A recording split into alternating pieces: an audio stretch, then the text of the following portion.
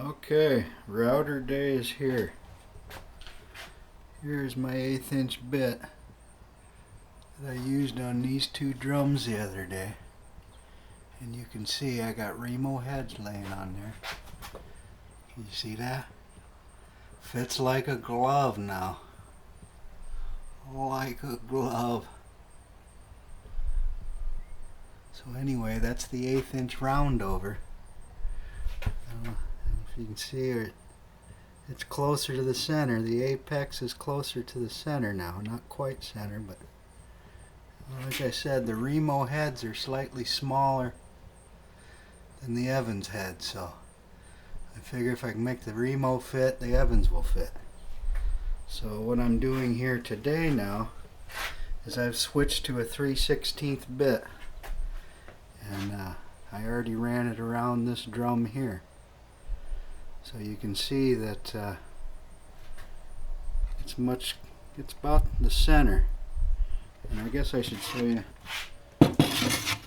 before that I sanded it a little bit farther past the middle.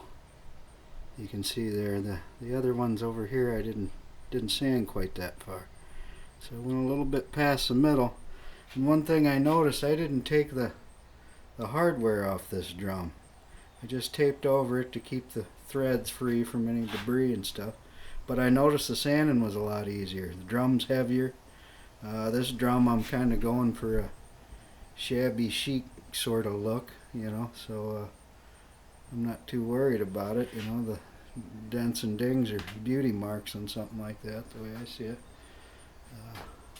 So anyway, sanding easier with it. And, anyway, I took a little more meat off with this one with the 3/16 bit, and you can see that head now. Fits right on there. Another one just like a glove. I mean, listen to that. You can hear it. It's almost in tune already. That thing, you can hear it. It wants to tune itself. So, anyway.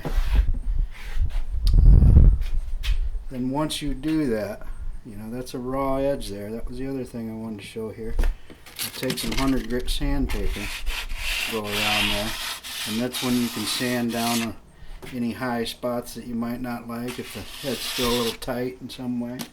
And then I'll work my way down to, you know, what do we got here? 180, go to 180 to 220, and about 220 is when I'll put some stain on if you want to stain.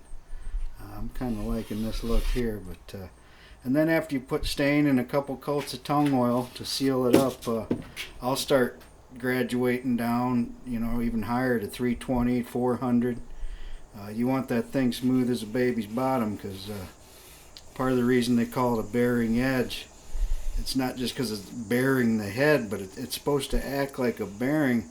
Every time you hit that head, it moves across there a little bit. You want it to roll.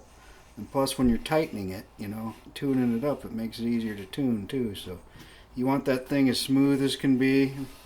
You know, at final finish, I'll even the steel wool, you know, and then a little bit of wax on there even helps to allow that thing to move. But here we go. I'm going to show you how to do this 3/16 bit. That was the other thing I was going to say about the 3/16. You can it takes a little more meat off there, but you don't have to go as deep as the bit wants to go. So you can go a little less than 3/16. It's like a happy medium between the 1/8 inch, you know, the 1/8 inch and the 3/16. So that's kind of what I did here. I didn't use the whole depth of the bit. It's hard for you to see the profile. And then, like I said, you sand that to where you want it to be at the end. But this is what I've arrived at. I think the 3/16 is the way to go.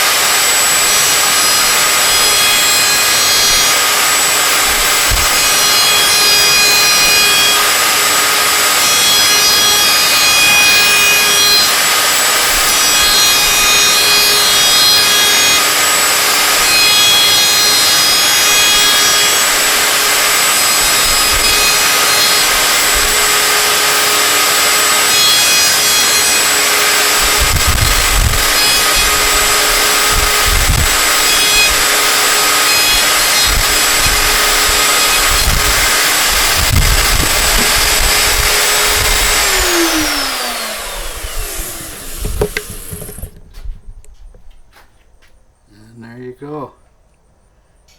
Nothing to it but to do it.